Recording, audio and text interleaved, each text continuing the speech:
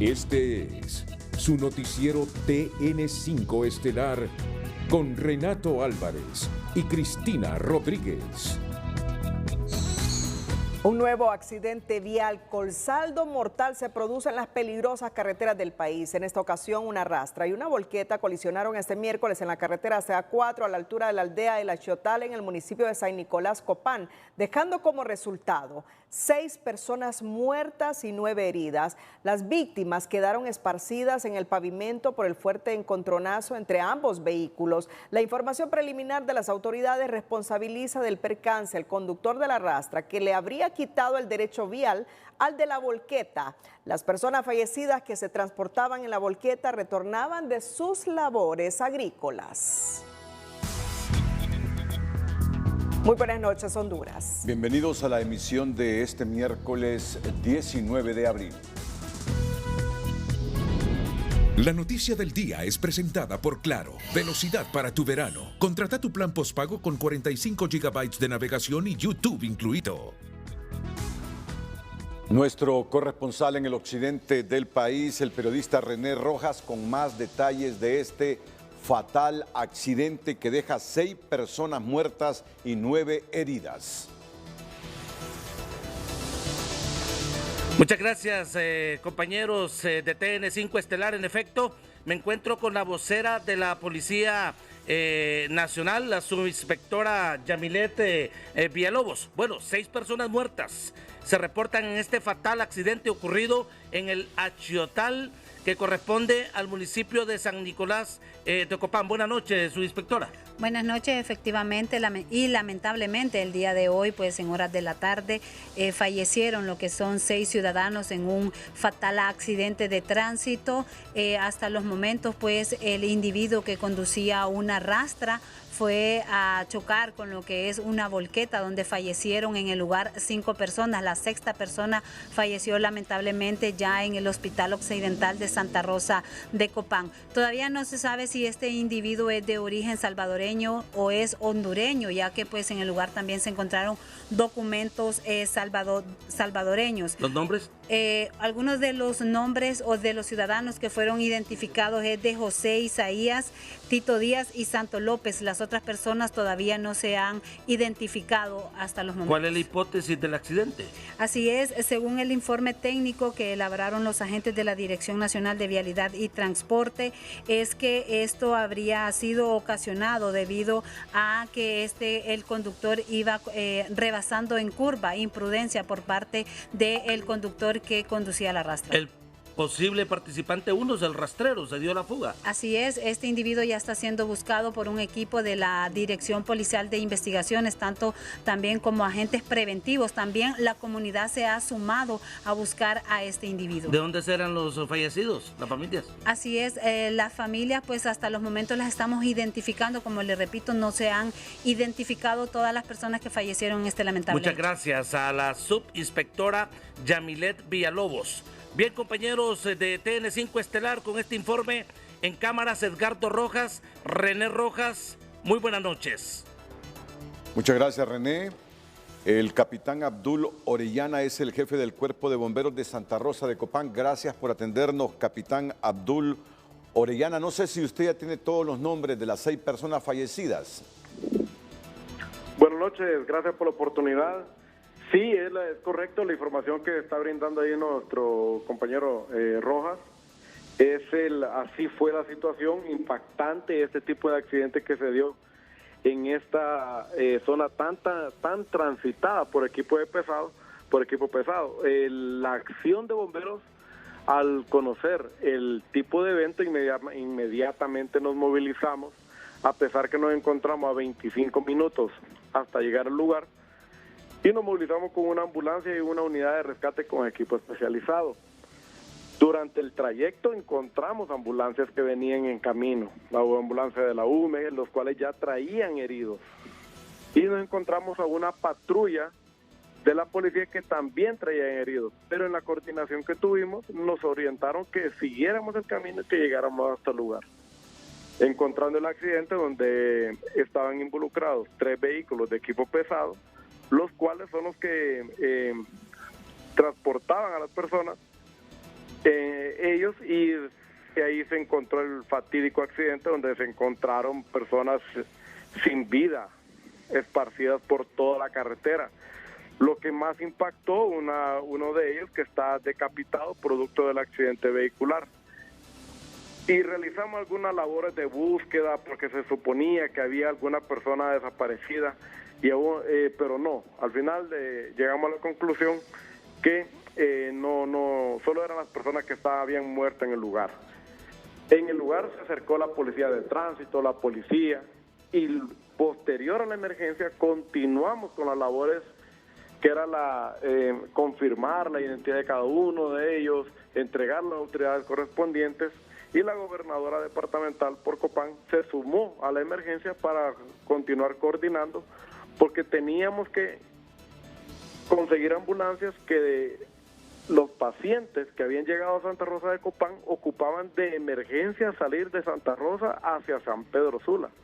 Ahí comenzó nuevamente el trabajo y una ambulancia de bomberos, más otras ambulancias de la UME, de Cruz Roja, ya van en camino en estos momentos hacia San Pedro Sula, y otros vehículos de bomberos, vehículos de la policía, de la Municipalidad de San José, tengo entendido, con una ambulancia, están trasladando los cuerpos sin vida hacia los lugares respectivos porque viven en los lugares aledaños del accidente. ¿Tiene los nombres, capitán, los nombres de las personas fallecidas usted en este momento en su oficina? Solo los que mostró René Rojas, la información que él presentó, es la única información que tenemos hasta el momento. Sí, no han sido identificados el resto de personas muertas, son 6 personas muertas y hay 9 heridas, algunas con lesiones graves. Muchas gracias al capitán Abdul Orellana, jefe del Cuerpo de Bomberos de Santa Rosa de Copán. Ha sido un día miércoles 19 de abril con muchos sucesos en toda la geografía nacional.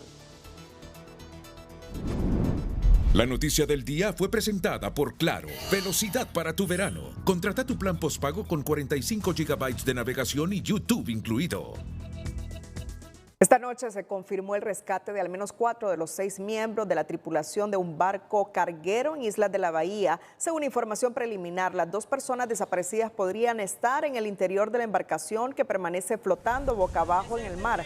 Además, se informó que el barco naufragó por sobrecarga, pero este extremo deberá ser confirmado luego de las investigaciones de las autoridades. La embarcación pesquera y su tripulación se extraviaron esta tarde en su trayecto desde La Ceiba hacia Guanaja, Islas de la Bahía.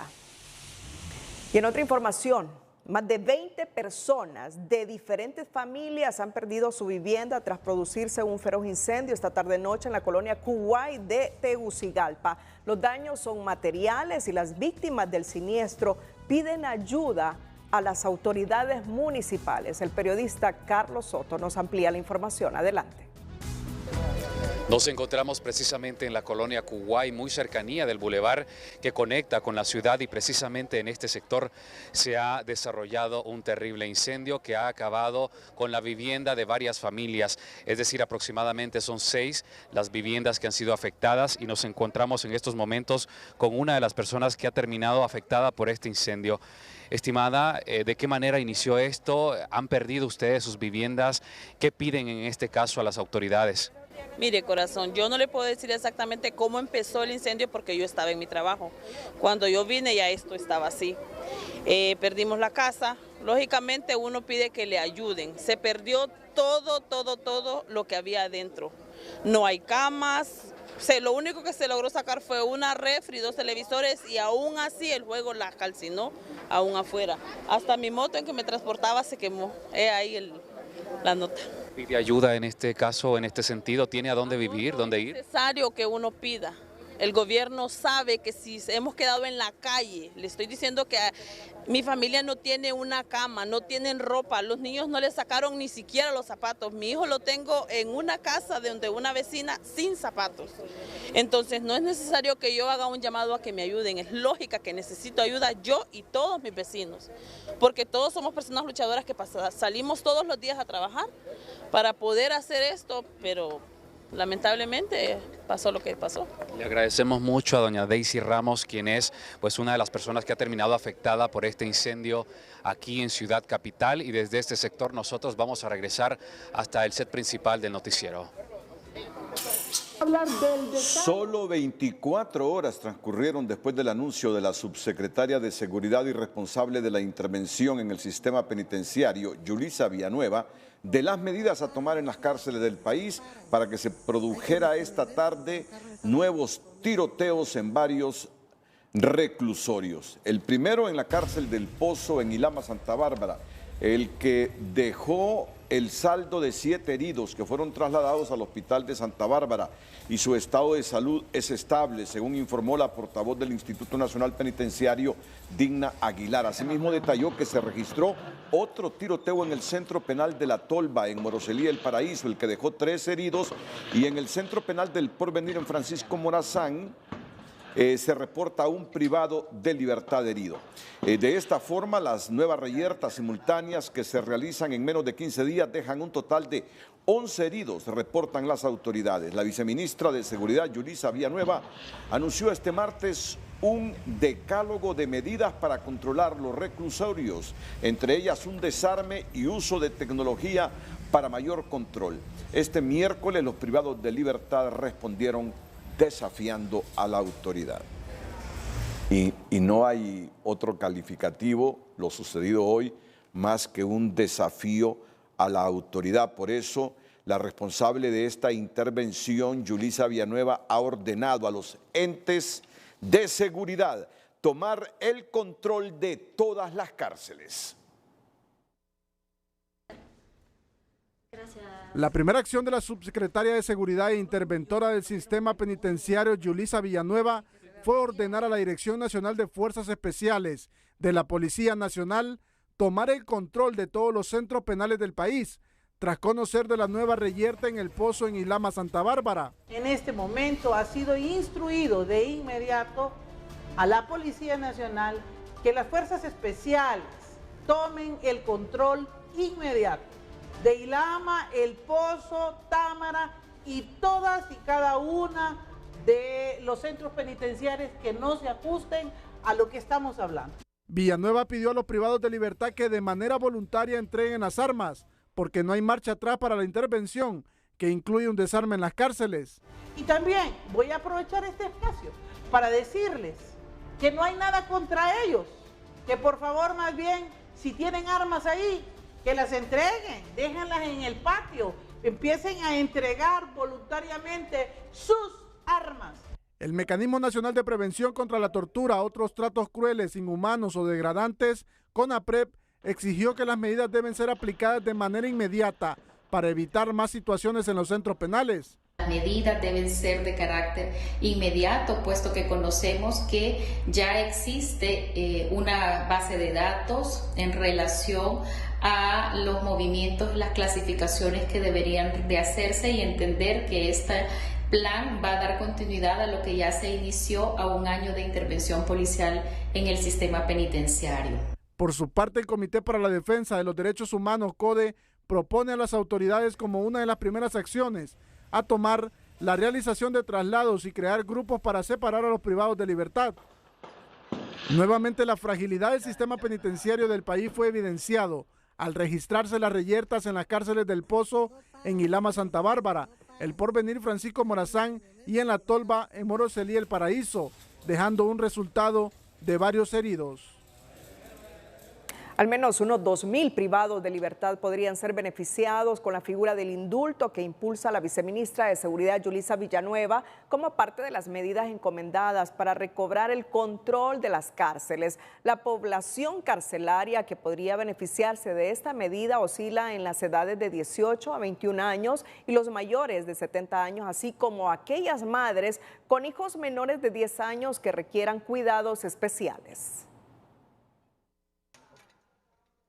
El descongestionamiento de las cárceles como parte del decálogo que presentó Yulisa Villanueva para recuperar las cárceles de las garras del crimen organizado, con la aplicación de la figura del indulto, podría favorecer a unas 2.000 personas. Una figura del Poder Judicial se integra con nosotros a trabajar toda la parte de la preliberación y de los indultos. El indulto es la atribución que la Constitución otorga al presidente de la República para extinguir la o las penas aún no cumplidas dispuestas mediante sentencia condenatoria firme dictada por un juez. Las personas beneficiarias del indulto son las mayores de 18 años y menores de 21 años, las mayores de 70 años.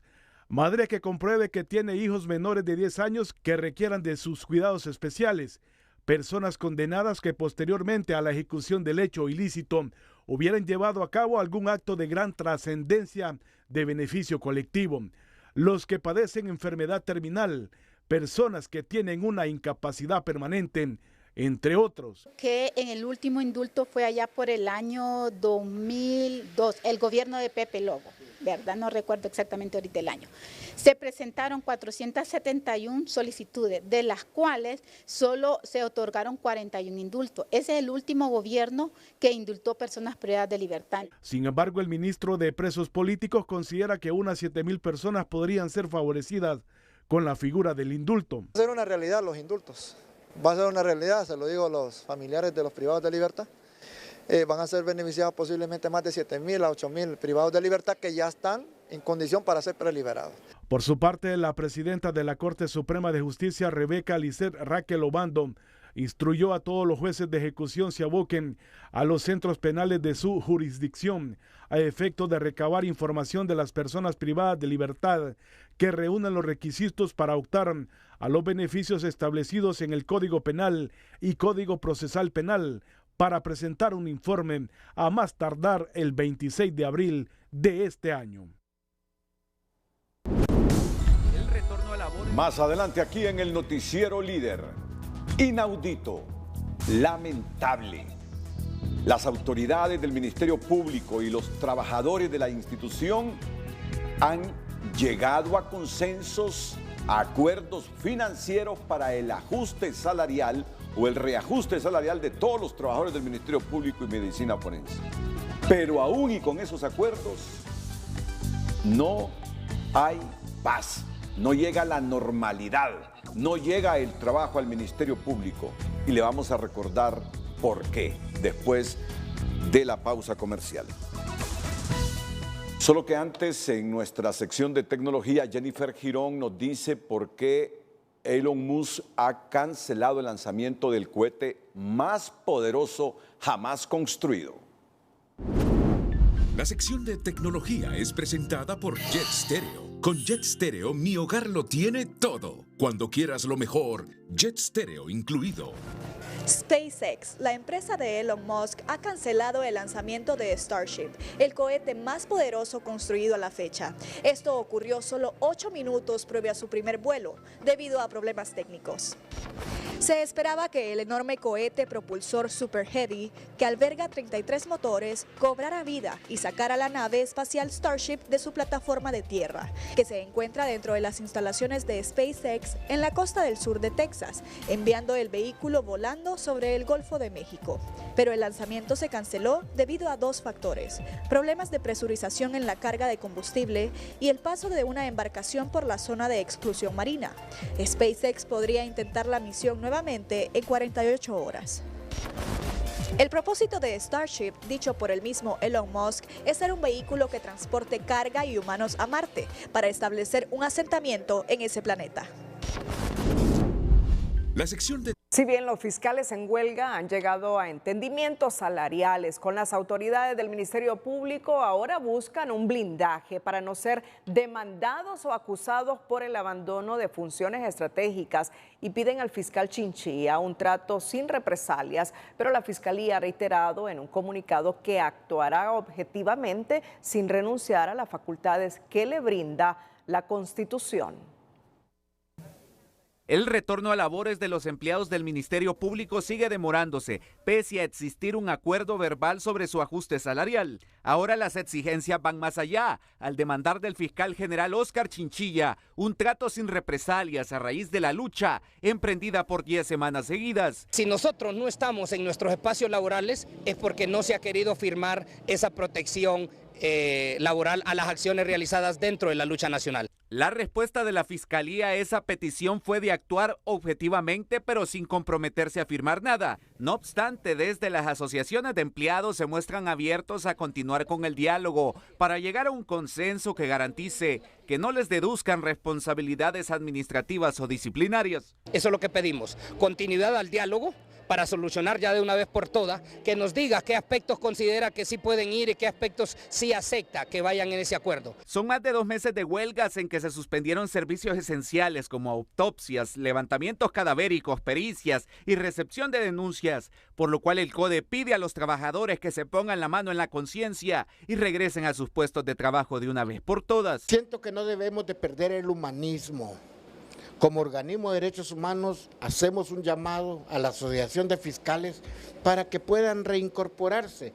Ya existe el machote del convenio. Pero en el Colegio de Abogados, órgano que ejerció como mediador del proceso, consideran que las máximas autoridades del Ministerio Público son quienes deben dar su brazo a torcer, firmando el acuerdo de no persecución a los empleados que se mantuvieron en protesta. Exhortamos muy respetuosamente, ya que tuvo la voluntad de buscar los recursos, ahora al fiscal general que pueda firmar este acuerdo de no persecución a ningún funcionario ni abogado por esta huelga que fue justa, necesaria y legal de conformidad a lo establecido en la misma ley orgánica del Ministerio Público. Las peticiones planteadas por los trabajadores incluyen la no recepción de denuncias, la no realización de traslados, rotaciones, remociones de cargo, así como la no deducción de cualquier tipo de responsabilidad administrativa, civil y penal. José Miguel Álvarez, Telenoticias. La Fiscalía de Estados Unidos presentó hoy un documento a la Corte Federal del Distrito Sur de Nueva York para desvincular al exdirector de la Policía Nacional, Juan Carlos El Tigre Bonilla, quien espera el inicio del juicio en su contra por narcotráfico. Bonilla también es acusado de la muerte del narcotraficante Jorge Echeverría Ramos, alias Coque, pero el capo hondureño Davis Leonel Rivera Maradiaga, líder del extinto cártel de los Cachiros, rectificó la información que había dado a los fiscales en un testimonio anticipado donde describía que en el 2003 se reunió con el exdirector de la policía, Bonilla Valladares, para ofrecerle un pago a cambio de asesinar a un narcotraficante rival identificado como Jorge Echeverría Ramos, alias El Coque. Sin embargo, el Cachiro CW4 de Davis Rivera, identificado así por la Fiscalía de Nueva York, declaró en esencia que el individuo identificado anteriormente como El Tigre no correspondía a Bonilla Valladares como el gobierno había entendido previamente, sino a otro funcionario del gobierno hondureño que también es conocido por el alias Tigre, un coronel del Ejército de Honduras, dice el escrito. De regreso con información nacional, a 14 años de la salida abrupta del poder del entonces presidente Manuel Zelaya Rosales, la exdiputada Marcia Facusé aclara que ella nunca falsificó la firma de la renuncia de Zelaya que llegó al Congreso Nacional y que esa nota, asegura, nunca tuvo la autoría del presidente depuesto. Existe la carta, pero no es una renuncia hecha por parte del expresidente Zelaya. Y eso es lo que tratamos en muchos espacios mediáticos de explicar. Y pues con los años cargué con esa cruz que hoy quiero repetirle al pueblo hondureño: yo no falsifiqué ninguna firma, yo no hice ninguna carta renuncia. La exdiputada liberal cree que esa nota de renuncia entró a la Secretaría del Legislativo como una burda jugada de grupos interesados en ese momento de dar la impresión que el expresidente Zelaya se rendía y dejaba por voluntad propia el poder, sin saber, insiste, que ese camino no solo era ilegal e inconstitucional, sino que también poco creíble a los ojos de los hondureños. Las autoridades del Consejo Central Ejecutivo del Partido Liberal fijaron su posición de no acompañar un cogobierno propuesto por la Coordinación del Libre luego de consultar con sus bases, alcaldes y diputados. Los liberales indicaron que mantendrán su posición de una oposición constructiva y que no cierran las puertas al diálogo para encaminar la agenda legislativa en los temas de país. El titular del comunicado del Consejo Central Ejecutivo del Partido Liberal lo dice todo. Los liberales se desmarcan del partido de gobierno y prefieren continuar con sus propuestas y oposición constructiva. Como resultado de este proceso de consenso liberal, nos ha quedado claro que el partido prefiere continuar haciendo oposición política responsable. El rechazo al cogobierno que no llegó a proponer por escrito el partido en el poder es la suma de la voluntad de la mayoría de alcaldes, diputados y miembros del Consejo Central. En el Central Ejecutivo del día de hoy el 100%, no hubo votación pero hubo consenso. En los diputados pues yo diría que un 80-20, que veamos ajustarlo, y en los alcaldes diría que un 90 del 100% de los alcaldes manifestaron su oposición. En la base también rechazaron la propuesta matrimonial del Libre que busca, dicen, embalsamar, velar, enterrar y luego olvidar al partido con más años de vida en el país. Bueno, los argumentos es que ya no creemos en Mel, uno de esos, usted mira el ejemplo de Narrala, entonces nosotros no queremos pasar por eso, así es que nosotros no vamos a ir a esa alianza. El Partido Liberal rechaza el cogobierno con Libre, pero no el diálogo para encaminar la agenda legislativa en los temas de país, y de entrada aclaran que no apoyan en los términos que está planteada la iniciativa de ley de justicia tributaria. No apoyaremos proyectos de ley contrarios a nuestros principios y valores, tal como la mal llamada ley de justicia tributaria. Impulsaremos los proyectos de ley que han abandonado nuestros diputados, como la ley de empleo temporal. La línea del Partido Liberal es clara, sobre todo para los 22 diputados de su bancada en el Congreso Nacional, quienes de llegar a salirse de esta versión, lo harán, insisten, a título personal y conscientes de la factura que les pasará a la militancia. De fondo y en resumen, no fue malo el ruido del cogobierno, de otra forma la casa del Partido Liberal no tendría todo este movimiento. Ulises Aguirre, Telenoticias. TN5 en línea es presentado gracias a La Curazao. Mamá y yo juntos cada momento. El mejor regalo con precios insuperables. Por compras al crédito te regalamos la prima. El rechazo contundente del Partido Liberal a la propuesta informal de Libre para hacer cogobierno confrontó a las bases de ambos institutos políticos en redes sociales. Por un lado, los de la insignia rojo-blanco-rojo celebraron la posición partidaria, mientras los de Libertad y Refundación la cuestionaron. El secretario privado de la presidencia, Héctor Manuel Zelaya, mostró una gráfica con los resultados de las últimas 5 elecciones a nivel presidencial y criticó los hechos irrefutables de lo que sucede cuando la cúpula liberal no acepta acuerdos con Libre y la base sí los acepta. Orlando Valdivieso la catalogó como una sabia decisión. No hay que descuidar el reposicionamiento, el rejuvenecimiento y la organización para colocar al Partido Liberal como la opción más viable para Honduras. Mientras Daniel Pinot Canaguati señaló, el que fue el gran partido ahora es peor que los nacionalistas. Tuvieron la oportunidad de estar con el pueblo y han dicho muchas veces que no. Por eso han sacado menos votos cada vez. David Castillo afirmó, qué risa con estos liberales. Si estuvieron haciendo cogobierno con el Partido Nacional desde el golpe de Estado y ahora se quieren dar baños de pureza. La usuaria Janet Ramírez escribió, es que nunca lo tuvieron que discutir. El liberalismo como doctrina es todo lo contrario al socialismo. A los que deseaban el cogobierno deberían de sacarlos de ese partido si es que tienen intenciones de revivirlo. Durante la socialización de esta polémica propuesta del partido en el poder, una mayoría de alcaldes, diputados y miembros del Consejo Central Ejecutivo Liberal la desestimaron. TN5 en línea fue presentado gracias a La Curazao. Mamá y yo juntos cada momento. El mejor regalo con precios insuperables. Por compras al crédito te regalamos la prima. Mediante su cuenta de Twitter, la diputada del Partido Salvador de Honduras, Maribel Espinosa, de afiliación liberal, felicitó a ese instituto político centenario por tomar la decisión de no hacer cogobierno con Libre. La evidencia reciente es que algunos líderes de Libre solo utilizan a sus aliados para lograr sus objetivos. Así pasó con el Partido Salvador de Honduras, a cuyas evidentes pruebas me remito. El partido en el poder está obligado a rectificar su conducta y comenzar a buscar el diálogo sincero con toda la sociedad hondureña. Aquí todos somos hondureños y debemos respetarnos mutuamente y alcanzar los consensos por Honduras sin tretas.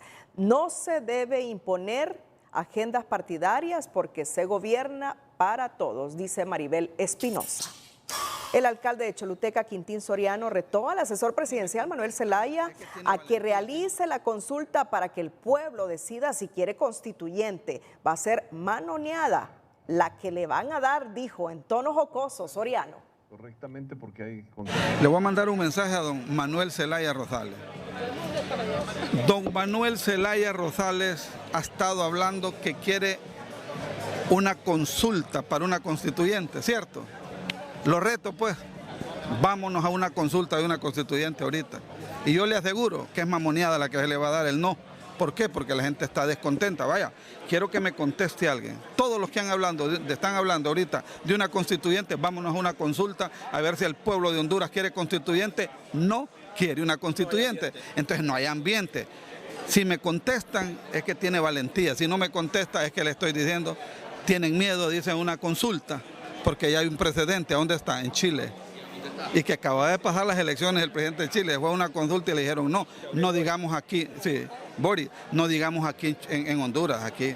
Yo le digo al expresidente Zelaya, le digo, vámonos a una consulta para ver si quiere el pueblo cambiar a una constituyente.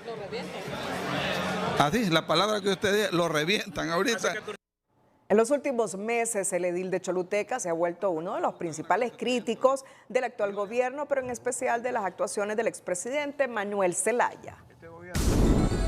Cuando regresemos, buenas noticias para 63,000 micro y pequeños productores agrícolas con el anuncio de la Comisión Nacional de Bancos y Seguros que podrán readecuar o refinanciar sus deudas. Atentos. Pero antes, en El Emprendedor tenemos que esta noche una linda experiencia. El emprendedor está en La Ceiba. Se trata de José Zelaya, quien sueña con exportar un día sus salsas, chiles y aderezos que elabora con pasión y dedicación. El Emprendedor de hoy es presentado por Banco Ficosa. Por ti, un grupo sólido y regional. Lo que inició como un experimento, hoy se ha convertido en un sueño que día con día se hace realidad. Nuestro emprendedor del día viene a darnos sabor con su variedad de salsas a base de chiles, cabro y jalapeño. Nace un aderezo con sabor a chile cabro muy delicioso. Nacen encurtidos, tenemos 3 tipos de encurtidos. Tenemos encurtidos jalapeño con hoja de laurel y orégano. Tenemos encurtidos con chile cabro, 3 niveles de picor, dependiendo del picor que a usted le guste, puede adquirirlo en suave, fuerte y extra picante. Inició desde cero y con un capital de 500 lempiras, lo que al pasar de los días y debido al éxito conseguido en el paladar de sus clientes, hoy cuenta con una variedad de sabores y presentaciones. Y también ya ahora, en estos últimos 6, 8 meses salieron nuevos productos, que es una salsa de tamarindo con chile cabro, salsa de maracuyá con chile cabro, salsa jalapeña y un aderezo mostaza orégano para poder combinar con lo que usted quiera. Tiene una variedad, Industrias JTC le ofrece una variedad de productos para sus comidas. Aquí en la ciudad pues ya los encontramos en diferentes supermercados de la localidad, estamos en gasolineras, en pulperías, buscaron en nuestras redes y hacer sus pedidos por las redes sociales. En Facebook estamos como Industria JIC, en Instagram también Industria JIC. No cabe duda que cuando se quiere se puede salir adelante, y es así que el ejemplo de hoy servirá para aquellos que aún no toman el reto de iniciar su propio emprendimiento. En La Ceiba, Gustavo Bustillo, Telenoticias.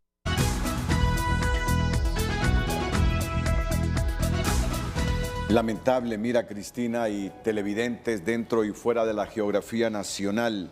Nos está informando el presidente del Colegio de Ingenieros Forestales, don René Soto, que le han metido fuego a la Reserva Biológica de Luyuca. Y así, de esta manera literal, nos escribe el ingeniero René Soto, vicepresidente del Colegio de Ingenieros Forestales de Honduras. Le han metido fuego a la Reserva Biológica de Luyuca en este momento. Pueden ver ustedes ahí las 4 fotografías que nos está enviando el ingeniero René Soto. ¿Se dará cuenta la gente que hace esto? El daño que hace, René. Las consecuencias que tiene esto, lo que representa el Luyuca. Y es que está a 15 kilómetros de Tegucigalpa, carretera Danlí, en el departamento de Francisco Morazán. Esta reserva biológica Uyuca ahí se encuentra, es un sitio dedicado a la investigación y educación de la flora y fauna del territorio hondureño. La reserva Uyuca es una pequeña área protegida que está a cargo del Departamento de Ambiente y Desarrollo. Mira que el acceso ahí es restringido justamente para evitar la mano destructora del hombre. Es importante decirle que ahí hay una amplia variedad de mamíferos de las 184 especies de aves y de las 1000 especies de mariposas. Es una joya de 816.9 hectáreas, de las cuales 237 se encuentran en la zona núcleo, bajo vigilancia extrema, pero aún así, alguna gente inescrupulosa y dañina le ha metido fuego, porque estamos recibiendo información que le han metido fuego. Está a 1.650 metros sobre el nivel del mar. Se localiza el corazón de un maravilloso y asombroso bosque. Decenas de especies de aves se pueden observar ahí en el Uyuca. Así que esperemos que a esta hora ya los bomberos, los militares, la gente de la zona y todos los voluntarios, la unidad del Padre Tamayo se estén movilizando para apagar ese incendio en el Cerro El Uyuca.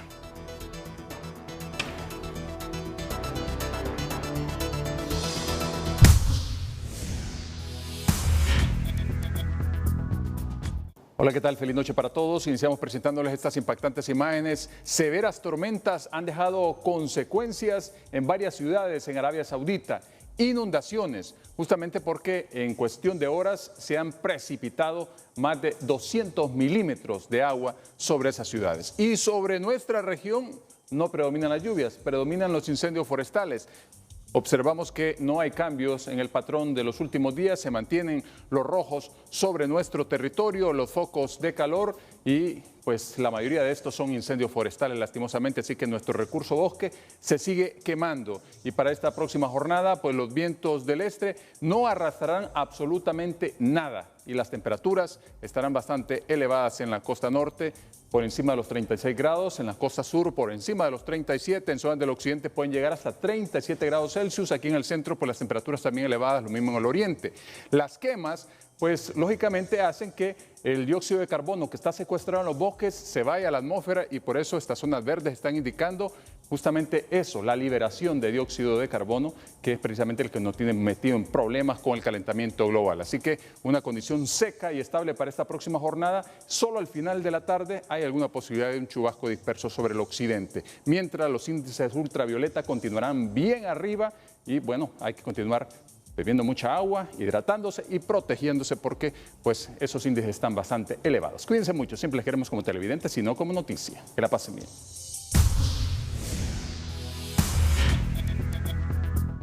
La Comisión Nacional de Bancos y Seguros anunció que más de 63.000 micro y pequeños productores agrícolas podrán readecuar o refinanciar sus deudas y la medida busca impulsar el agro afectado por las malas carreteras, carestía en los insumos, migración de la mano de obra, entre otros factores.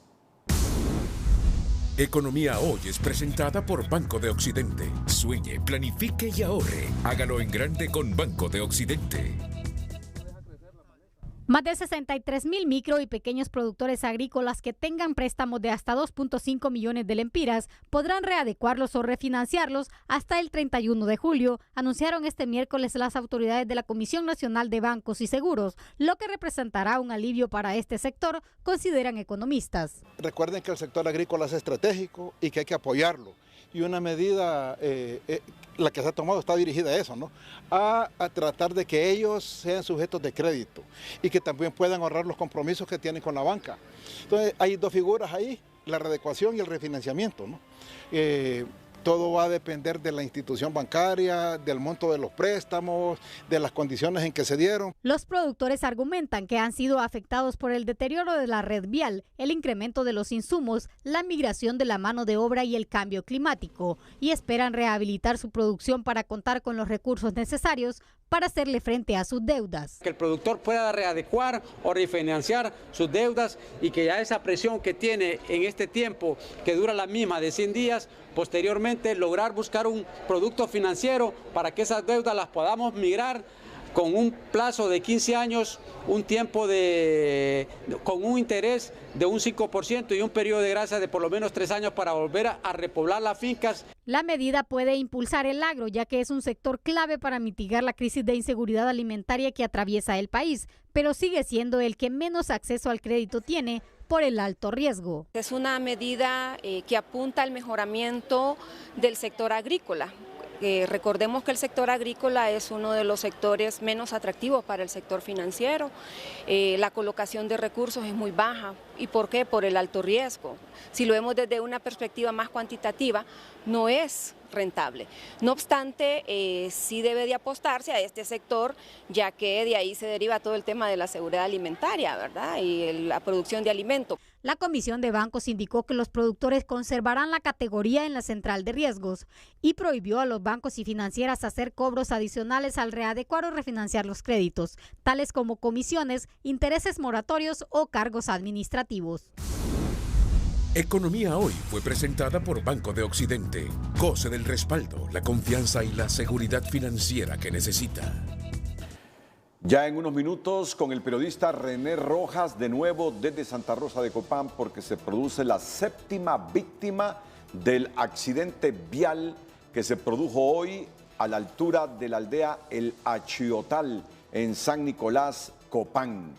Una rastra y una volqueta. En la volqueta retornaban obreros de actividades agrícolas. La rastra le quitó la vía, según los primeros informes, a la volqueta. Hubo un choque frontal, muriendo 7 personas. El responsable de este fatal accidente huyó, según la información que nos han proporcionado desde aquel sector. Atentos, porque René Rojas nos estará dando más detalles en los próximos minutos. Antes seguimos con la información económica y financiera.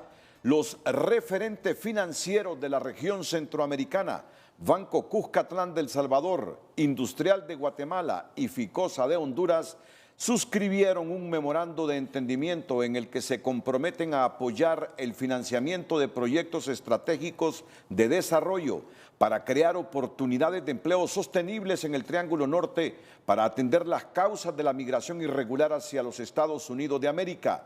La iniciativa de los bancos se desarrolla de la mano de la iniciativa Hugh Business and Investment Council. El convenio tiene como objetivo apoyar la generación de más de 2 millones de nuevos empleos en los próximos años, así como la promoción de buenas prácticas que incrementen el atractivo para la construcción de infraestructura estratégica que potencie la imagen de la región como base de negocios para socios en Estados Unidos. Los empresarios anunciaron que trabajarán de forma coordinada para reducir su huella ambiental, impulsando líneas de financiamiento que promuevan el uso eficiente de los recursos, asegurando que las inversiones que se realicen hoy no impacten en el futuro. Nuestra posición geográfica nos brinda importantes ventajas que podemos potenciar siempre y cuando se cumpla con los criterios ambientales, sociales y de gobernanza que protejan la sostenibilidad de nuestra región, manifestó Camilo Atala, presidente del Grupo Financiero Ficosa de Honduras. El Banco Nacional de Desarrollo Agrícola, Banadesa, informó este martes que tienen listos para este año 2.400 millones de lempiras para los productores de granos básicos y otros rubros, incluyendo maquinaria agrícola. Las autoridades de Banadesa amplían la información al aclarar que los préstamos que ya se otorgan en las 30 agencias del banco a nivel nacional están fijados a largo plazo a tasas que oscilan entre 2.5 y 7%, y que a la fecha suman 489 créditos para un total de 143 millones de lempiras. Educación Financiera es presentada por Banpaís. Disfruta tus vacaciones de verano y divídelo todo en cuotas a 0% de interés con tus tarjetas de crédito Visa Banpaís. Niveles de las finanzas. Escasez. Se produce cuando los recursos no son suficientes para pagar deudas y cubrir las necesidades mínimas de la organización. Suficiencia. Se refiere a la ocasión en que los ingresos alcanzan para cubrir una cesta de necesidades tales como el financiamiento de las operaciones básicas, el pago de la nómina y gastos generales que permiten mantener el negocio a flote. Abundancia. Es cuando la organización genera lo suficiente para cubrir todas las necesidades básicas además de generar utilidad.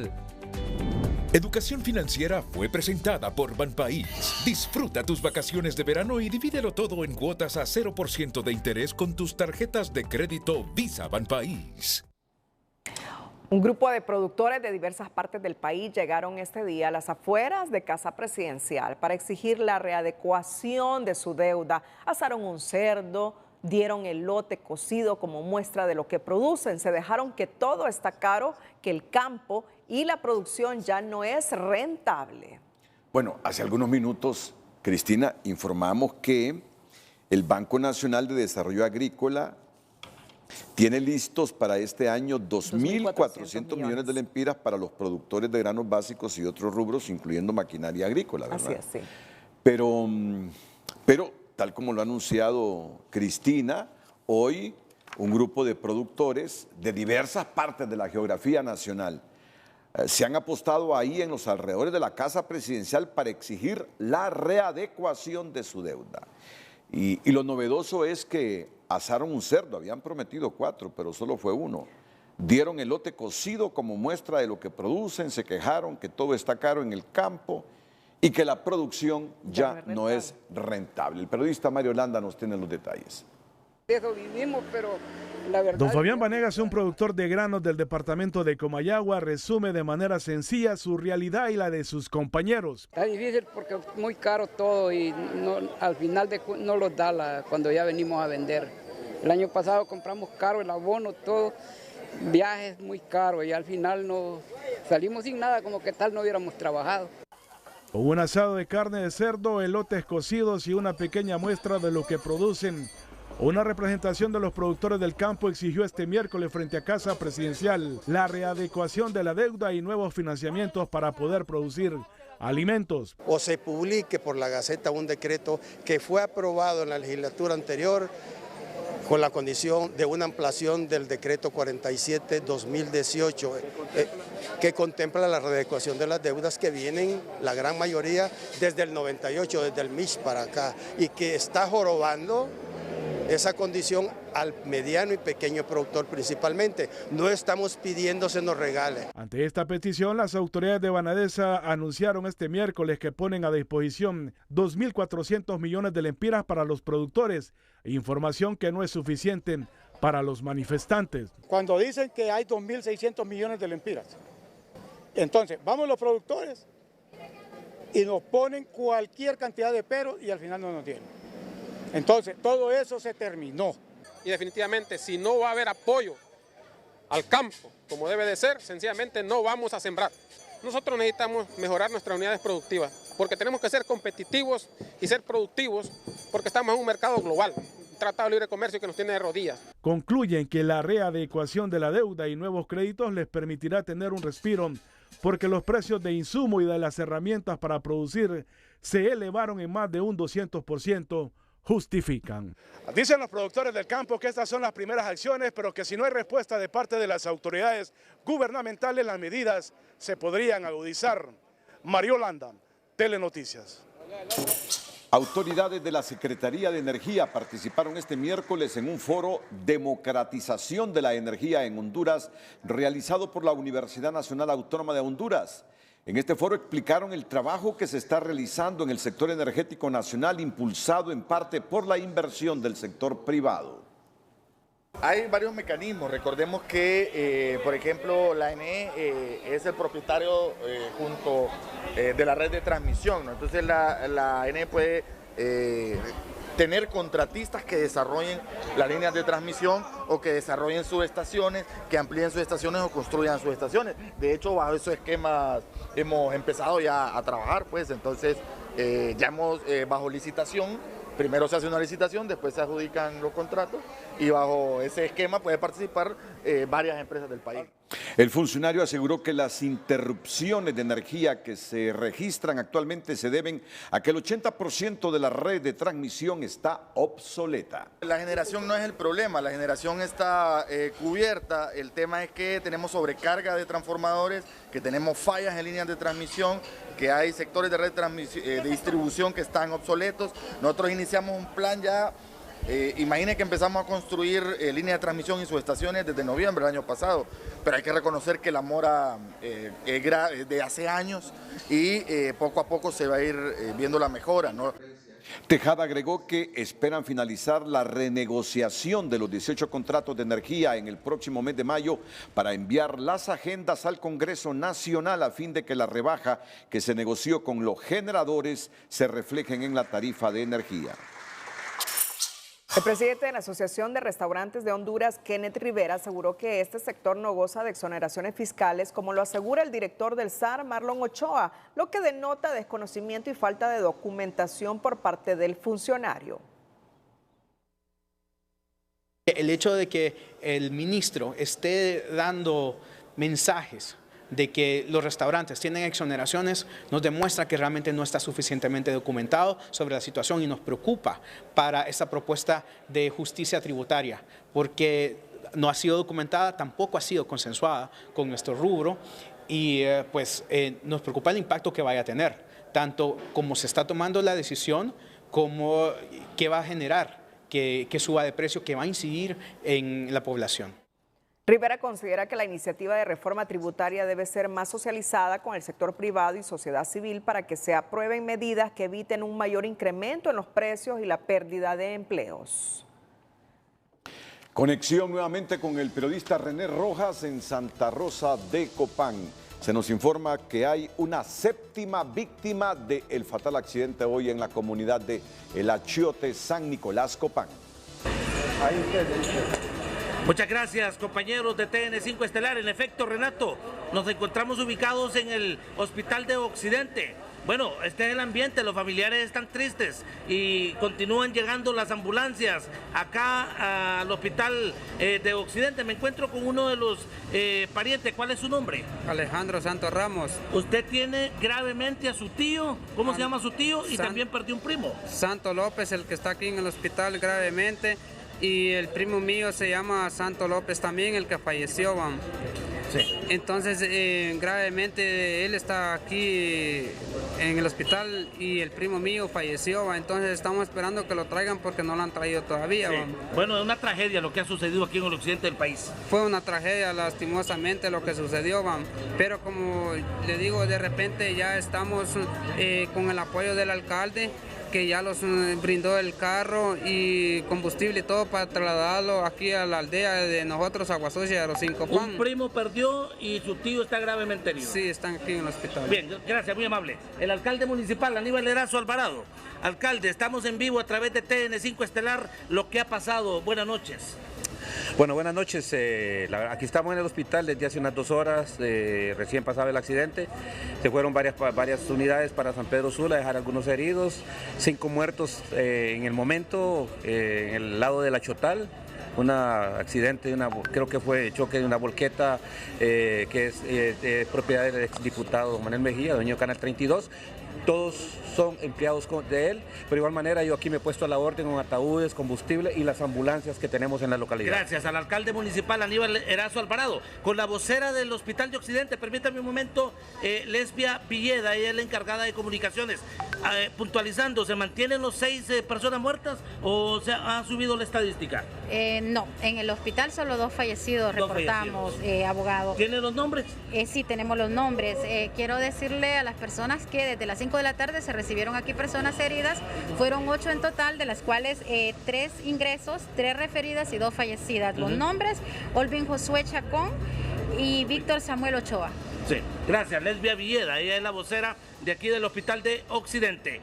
Con este contacto en vivo, en cámaras, Edgardo Rojas, René Rojas, muy buenas noches, amigos de TN5 Estelar, buenas noches, Renato y Cristina. Lamentable esta situación, definitivamente. Pero sí, murieron 2 en el hospital y 5 en el Achiotal. Ahí son los 7. Y hay confusión porque mientras se reporta que Santos López está muerto, escuchábamos un pariente que decía: aquí está en el hospital grave, dice. Sí. Estamos esperando que se nos oficialice la lista de las personas que han fallecido, 7, y seguimos con el número de 9 heridas. 9 personas heridas. Pero en medio de esta tragedia, mire usted, Con esta luz es la película documental que relata la vida de Sor María Rosa Legol. Esta se estrena en cines hondureños con el apoyo de Televicentro y Emisoras Unidas. El periodista Carlos Soto con más detalles. Buenas noches, qué gusto saludarles. Nos encontramos en la premier de la película Con esta luz en honor a Sor María Rosa y precisamente nos acompaña la directora ejecutiva, en este caso, de la responsabilidad social empresarial de Televicentro y Emisoras Unidas. ¿Qué significa esto para nosotros?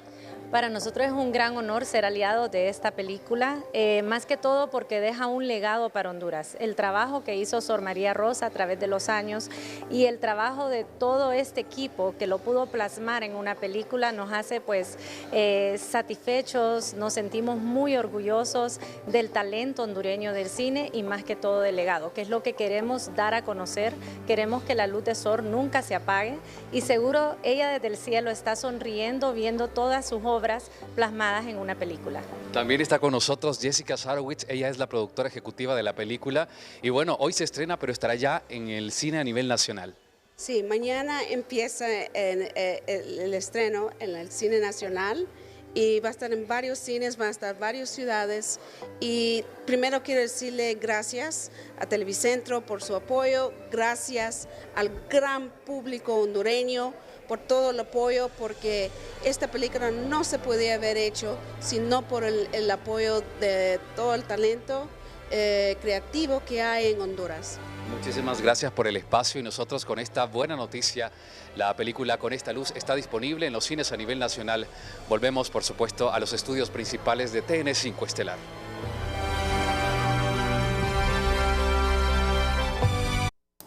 La enfermedad de la elefantiasis tiene complicada la salud de doña Nolvia Mireya Avilés en la región de Olancho y necesita hacerse una cirugía de 13 recomendadas y acude a los hondureños para que le ayuden para lograr esta primera operación. Así que yo les sugiero poner atención a esta siguiente nota con el corazón abierto y la disposición de ser solidario como generalmente lo somos los hondureños. En realidad es algo que uno necesita como medio. Nolvia Sánchez, de 38 años de edad, sufre una extraña enfermedad llamada elefantiasis. Este padecimiento hace 5 años que lo sufre Valdés. Fíjese que hace 5 años que me detectaron los médicos que era una elefantiasis. Entonces, incluso yo he estado en las cirugías, 2 cirugías, ¿verdad? Pero se me han complicado. Ahorita me tocaba la tercera. Las 24 horas de Nolvia Valdés es de lágrimas y dolor, ya que por las noches no puede dormir y no puede movilizarse de un lado a otro por el gran peso que lleva en sus piernas. Soy sincera que yo no puedo dormir porque eso me molesta, me agarra dolor, aparte de eso fiebre. Valdés necesita realizarse cirugías de emergencia para poder controlar su enfermedad, pero nos contó que su tratamiento es costoso y aprovechó la presencia de TN5 para hacer un llamado a todo el pueblo hondureño y pedir ayuda para poder tratar su enfermedad que adolece. Un granito de arena a toda la población de Catacamas y a todo nivel de Honduras. También le damos un llamado a la señora presidenta, doña Xiomara, a los diputados. En esta cama pasa sus 24 horas con esta extraña enfermedad elefantiasis doña Nolvia Valdés, que hoy acude a todo el pueblo hondureño. Recuerde que es mejor dar que recibir. Alex Ordóñez, Telenoticias. En otra información, la Universidad Nacional Autónoma de Honduras, a través del Instituto Universitario en Democracia, Paz y Seguridad, IUDPAS, tuvo una destacada participación en el 9º Congreso Latinoamericano de Investigación para la Paz, desarrollado en la Universidad Alberto Hurtado en Santiago de Chile. El encuentro busca contribuir al desarrollo de la paz en la región. No es necesario relevar la importancia de nuestro tema dado el contexto en el que estamos viviendo. Crisis de la democracia, crisis climática, crisis de seguridad, crisis de desigualdad, y podríamos seguir haciendo una especie de letanía de las razones por las cuales nos vemos urgidos a conflictos y a resolver nuestros problemas de maneras distintas a los que todos los que estamos aquí esta noche queremos que sean resueltos. Una tarea urgente, pensar la paz.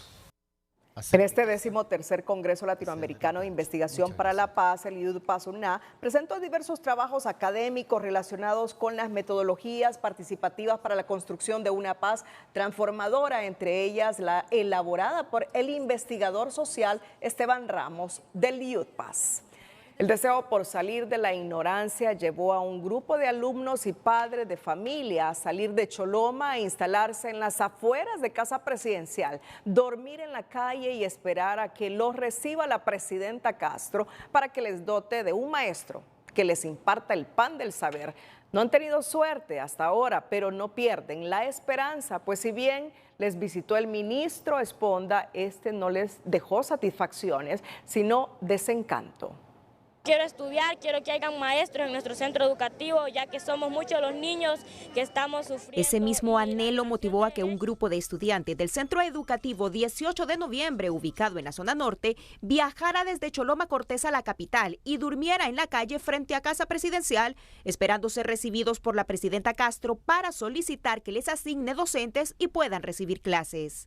El año pasado los maestros para el mes de septiembre se retiraron y dejaron de dar clase. Y ya ahorita este año que se comenzó tenemos 3 meses y no han venido a dar clases. Yo les prometí a mis compañeros de que íbamos a hacer lo imposible para llevarles sus maestros y así va a ser. La convicción de Giselle es inmensa, así como su deseo de que los más de 700 alumnos de su centro educativo tengan un maestro. De momento solventan las ausencias con docentes voluntarios, explican los padres de familia, quienes señalaron su decepción con las autoridades, principalmente con el titular de Educación, Daniel Esponda, que llegó a reunirse con ellos. Con ese varón no se puede hablar porque él lo único que hace es alterarle la voz a uno y dejarlo callado. Además, él no muestra ningún reglamento, ningún papel, estatuto que valga la pena, donde él nos demuestra a nosotros todo lo contrario. Él se lo viene con palabras y con el carácter de él y con el machismo. Le pedimos a la señora presidenta de que nos escuche, porque así como le dimos el voto para que ella esté sentada allí, no es justo esto. Es que el descontrol impera en el sistema educativo público, donde las expectativas de recuperar la calidad de la educación se esfuman poco a poco. La ingobernabilidad se evidencia cuando, según informes de la ASJ, al menos un 25% de los centros educativos no han dado ni un tan solo día de clases porque no hay maestros. El gobierno debe garantizar el derecho a la educación, enfatizan en UNICEF Honduras. El Estado hondureño es el responsable de que en el mes de febrero 2.8 millones de niñas y niños estén en el centro educativo, que 63,000 maestros estén dando clases, que las escuelas poco a poco se vayan restaurando, se vayan recuperando y no habría necesidad de que madres y padres de familia se movilicen. Lo más preocupante de todo es que a la fecha los estudiantes del país ya tendrían que haber recibido como mínimo unos 50 días de clases, pero la realidad es que muchos centros educativos de Honduras, como el de la colonia Monterrey, que está a mi espalda, se encuentran actualmente cerrados, ya sea porque no les han asignado docentes, los colectivos de libre los mantienen tomados o simplemente los maestros no llegan a las aulas. Gabriela Lobo, Telenoticias. El diputado de Libre, Manuel Rodríguez, confirma que entre el congresista propietario y suplente recibirán 13 millones de lempiras del Fondo Departamental para Ayudas Sociales. El Fondo Departamental está ahorita, no se ha derogado. Hay 900 millones aprobados en el presupuesto general de la República para ayudas sociales.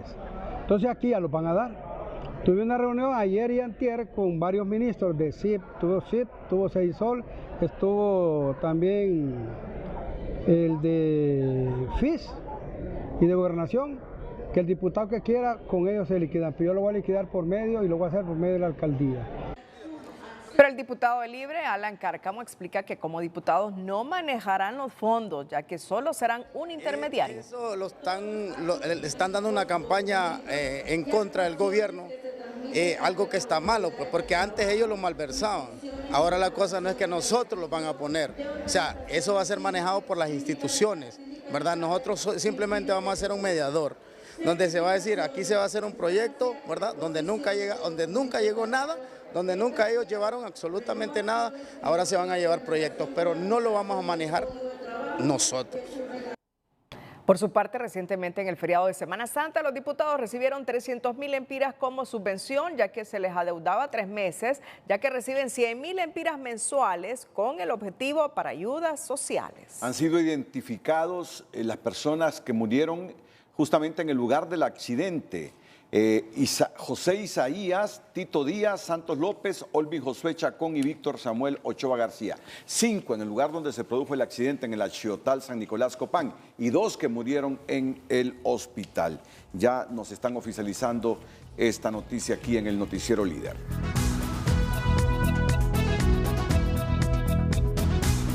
Cerramos la emisión estelar con el hecho, la frase y la imagen del día con Telma Mejía. Buenas noches.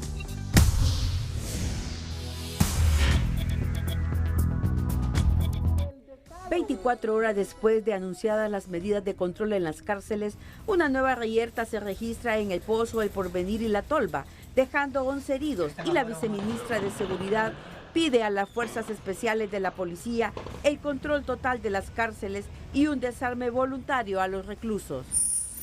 Esta fue la respuesta del Partido Liberal a la oferta de cogobierno hecha por Libre. Como resultado de este proceso de consenso liberal, nos ha quedado claro que el partido prefiere continuar haciendo oposición política responsable. Vinieron de Choloma, durmieron en la calle frente a la presidencial, piden reunirse con la presidenta Castro para solicitarle un deseo, que les dé un maestro para que saque de la ignorancia a sus hijos. Siguen esperando.